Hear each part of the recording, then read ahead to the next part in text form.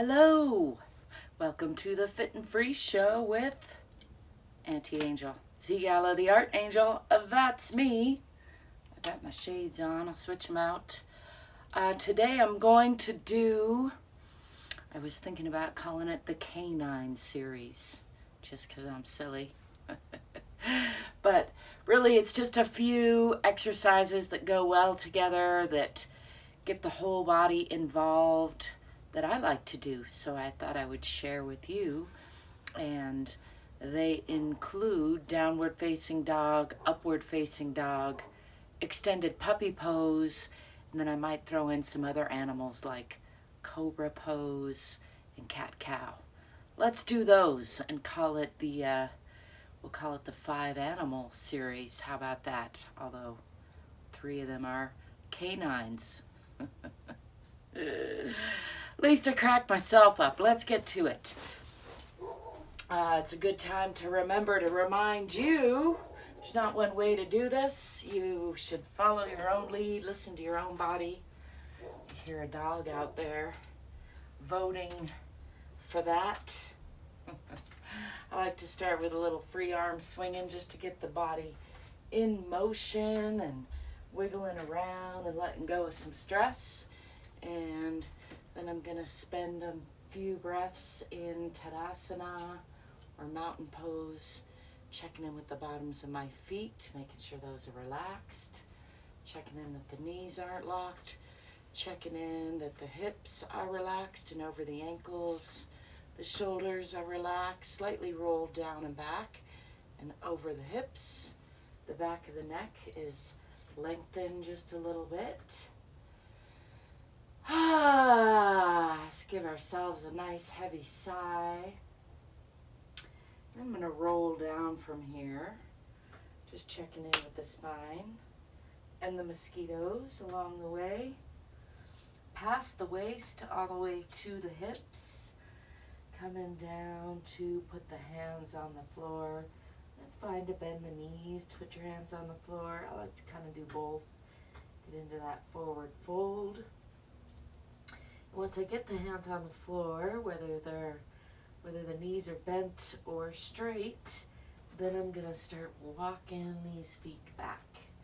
And I'm going to come into downward facing dog or Adho Mukha Vasana.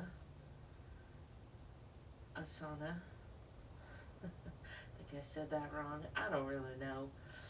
And let's just do a little variety here in downward facing dog. Pushing the hips back, pushing the heels down. The head is in between the elbows. It's a nice long line from the fingertips through the spine, out the tailbone, tipping that tailbone just a little bit toward the back of the head.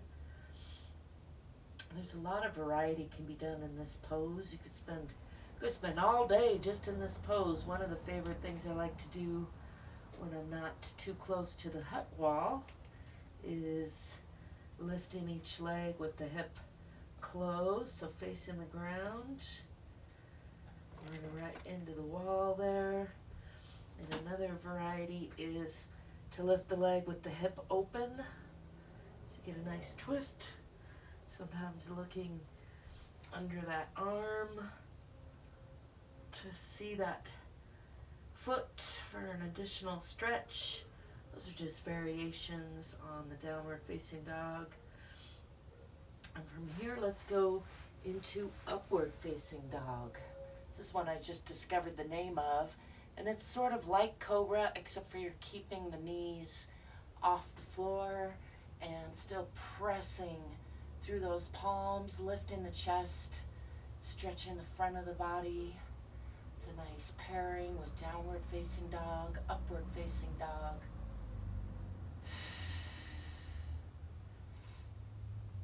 Let's go back into downward facing dog.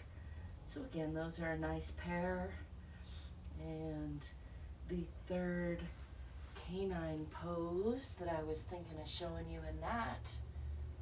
Let's do another upward facing dog just for practice. This one's relatively new to me, although I do it on my way to a cobra pose, which let's go ahead and add that cobra pose. That's putting the knees down, letting go of the feet, making sure those elbows are in close, and really pressing through those palms, stretching the front of the body. It's a lot like that upward facing dog, just a little more of a stretch for the front of the body, maybe even a little more of a stretch for the back of the body. And a nice variety for this, and you can bring those legs together, is to look over one shoulder, stretching the opposite side of the abdomen, looking over the other shoulder. If your low back gives you trouble in here, bringing those legs close together and keeping some tension in the butt can help with that. Or you can also vary that up by coming down onto the elbows and making that a lot less intense. Still a nice stretch. Making sure to not sink in those shoulders. You really want to be lifting the upper body, lifting the chin, lifting the eyes. Sometimes I add a tongue stretch. I'm still working to touch my nose with my tongue, which I used to be able to do, but apparently things have drooped. That happens in life. And from here, let's push back into extended puppy pose. Extended puppy pose is a nice pairing with those other canine poses. And for this one, you want to keep the low body at about a 90-degree angle and bring the forehead toward the floor as you move those hands out and out and out. Relax in the belly, keeping the knees under the hips.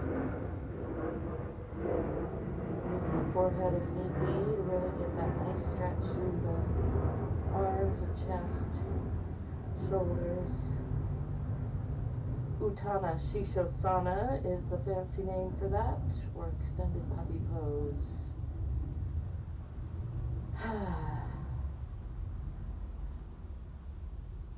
Continuing to move those arms out, getting a nice stretch through their shoulders and chest.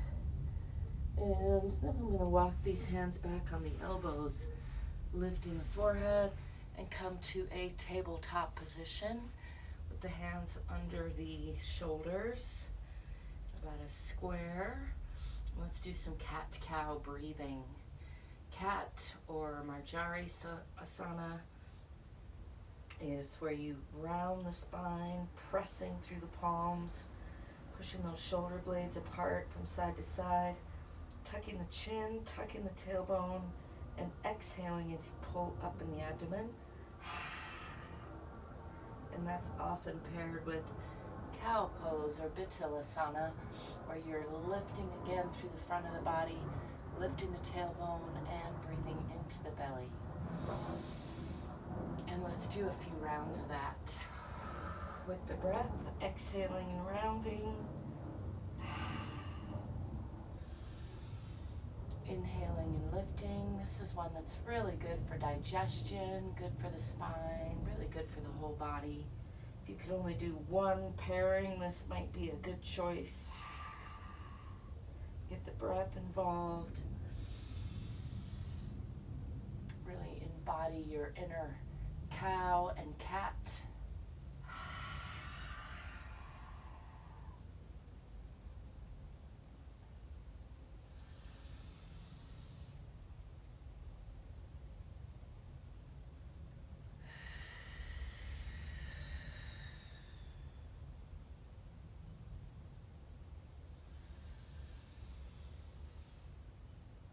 And let's come back to tabletop or neutral position. Walk these hands out.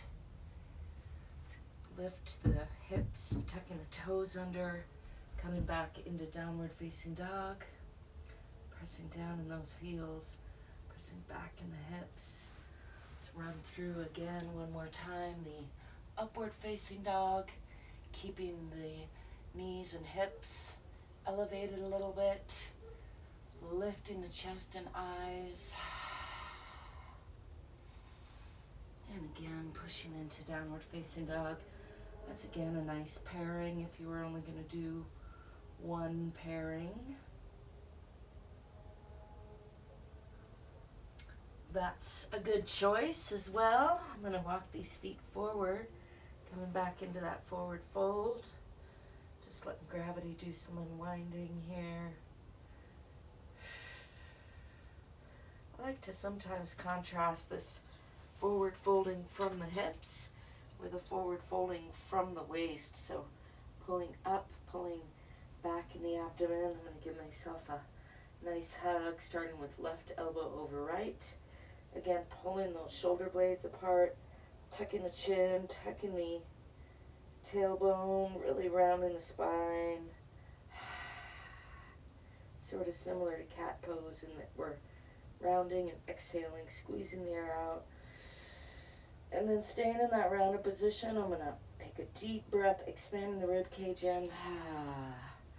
Folding again from the hips, coming into that forward fold. Just letting go of some stress. Getting a nice stretch there. And this time, right elbow over left. Coming up again for a self-hug, bending from the waist. Rounding the spine. From front to back and from side to side. Squeezing the air out with the abdomen. Pulling the air in with the diaphragm, expanding the rib cage, and then coming back down into that forward fold. You can use the hands on the legs to pull into it or for support. You can bend the knees to touch the ground. Whatever feels right to you. I encourage you to play with it a little bit, see what feels best. While I'm bending those knees, I'm going to come all the way down into a squat position, just because that's yet another one of those poses that I think is good to do every day. And in that squat position, you can have your feet parallel, kind of hug your knees like this, or you can bring the feet, heels closer together and bring these knees wider apart and bring the elbows inside the knees. Press the palms to get even more of a stretch there. And sometimes I like to add a little twist, hooking one elbow under a knee, going to one side, coming back to center, hooking the other elbow under that knee, adding a little spinal twist in that squat position. Again, just a great move to add to your daily repertoire. You can practice coming up onto the toes, pressing back in those heels.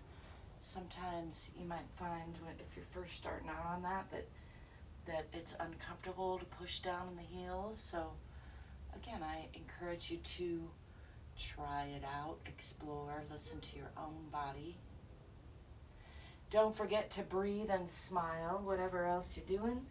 I'm going to lift those hips, come back into the forward fold, and let's just add a little counter stretch, bending the knees, lifting the eyes, arms and chest to the sky,